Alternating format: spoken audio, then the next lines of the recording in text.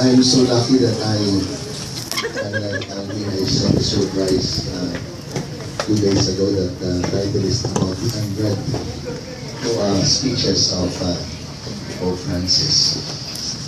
Nevertheless, I believe that there are so many because you know what happened actually, they say, well, this is not urban legend, but this is from the true grapevine. You know, I have an association with someone very, very close to the Cardinal.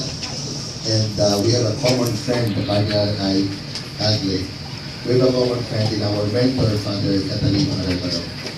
And I sat with Father Catalino Arevalo in a meeting right after the departure of the Holy Father.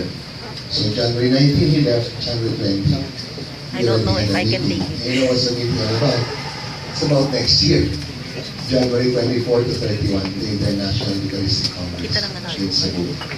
So he told me that after the struggle of Pope Francis with English in the cathedral and also in the MOA, he told him that night, he said, you know, Your Holiness, he can also speak